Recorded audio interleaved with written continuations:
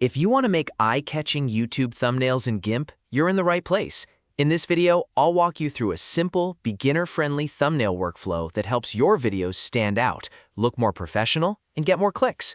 We're going to build a thumbnail from scratch, starting with the canvas, then adding a strong background, a subject, bold text, and a final polish before exporting. If this tutorial helps you out, make sure to hit the like button, subscribe to the channel, and turn on notifications so you don't miss the next software tutorial.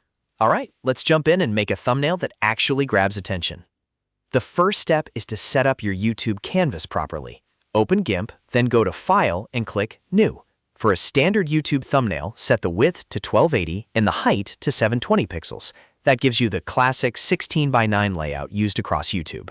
After that, click Advanced Options and change the X and Y resolution to 72 pixels per inch. This helps keep everything sized correctly for online use. Once those settings are in place, click OK, and you'll have a clean thumbnail canvas ready to design on. Now that your blank canvas is ready, the next step is to create a high-contrast background. A thumbnail needs to stand out immediately, even on a small phone screen, so your background should help your subject and text pop. Go to File, then Open as Layers, and bring in your background image. Once it appears on the canvas, use the Scale tool by pressing Shift and S. Drag the corners until the image fills the entire 1280 by 720 space. You want it to cover the full canvas with no empty edges. If you want to add custom thumbnail shapes, GIMP gives you a couple of easy options. You can use the Rectangle Select tool by pressing R, then dragging a box across the area you want to shape. Or, if you want a more custom outline, use the Free Select tool and click around the shape to create lines. When you get back to the starting point, hold Ctrl to connect the final point and close the selection. After that, choose your foreground color, press Shift and B to activate the Bucket Fill tool, and fill the selected area. This is a great way to add bold colored blocks, overlays, or accent shapes that make the design feel more dynamic. After the background is set, it's time to add your subject. This could be a photo of yourself, a face cutout, a product image, or any key object that represents your video.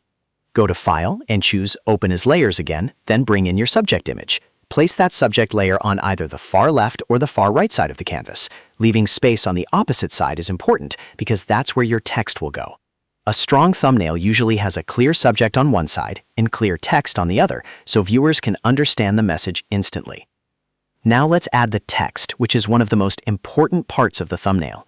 Select the Text tool by pressing T, then click on the empty side opposite your subject and type 3 to 4 punchy words. Keep it short, bold, and clear. You do not want to overload the thumbnail with too much text because people should be able to understand it in a split second. Choose a thick, readable font like Impact, Montserrat, or Bibis Neue, and make sure the text is large enough to be read easily on a mobile screen.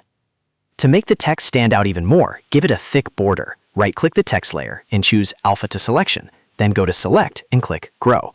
Enter a value between 8 and 12 pixels to expand the selection around the text. Next, create a new layer underneath your text layer.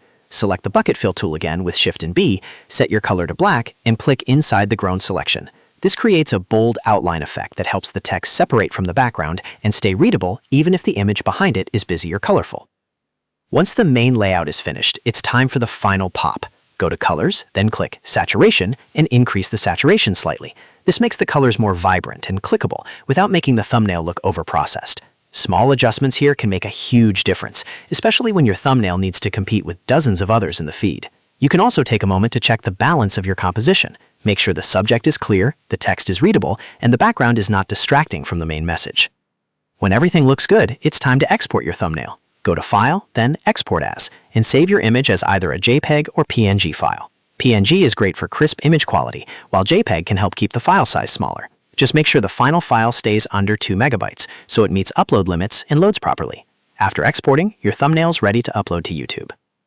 And that's it! You now know how to make thumbnails in GIMP using a simple workflow that focuses on size, contrast, readability, and click appeal. The more you practice these steps, the faster you'll get at creating professional-looking thumbnails that help your videos perform better.